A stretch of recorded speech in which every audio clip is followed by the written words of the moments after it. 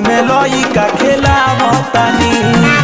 बजर परो माटी लागो रे कोरोना लॉक डाउन में लइका खेलावतानी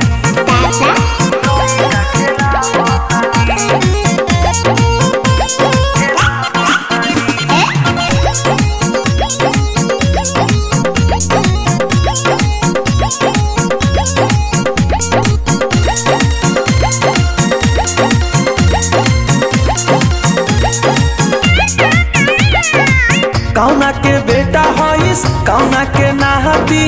चढ़ गइल बाड़े कपारे रे गर्मी के छुट्टी महर काते बुझेले दौड़ल चली आवतारे रे बोलना बिहार कब छोड़े कौना के बेटा हईस कौना के नाहती चढ़ गइल बाड़े कपारे रे गर्मी के छुट्टी महर काते बुझेले दौड़ल चली आवतारे रे तोहरे कारण हम खाना बनावतानी तोरा बजर परो आग लागो रे कोरोना लॉक डाउन में लइका खेलावतानी बजर परो माटी लागो रे कोरोना लॉक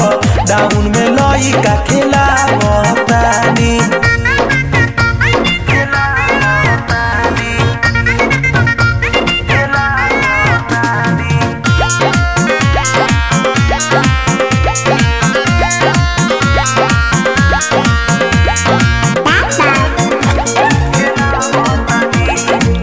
भइल बा कारा जहा बड़ी बा खारा जहा कोई देले बेरोजगारी रे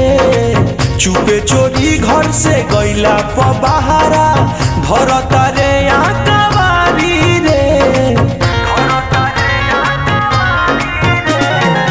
भइल बा कारा जहा बड़ी बा खारा जहा कोई देले बेरोजगारी रे चुपे चोरी घर से गइला प बहारा धरता रे आकावारी रे कहता रे राकेश गमले आटा सानी तोरा बजर परो आग लागो रे कोरोना लॉक डाउन में लइका खेलावतानी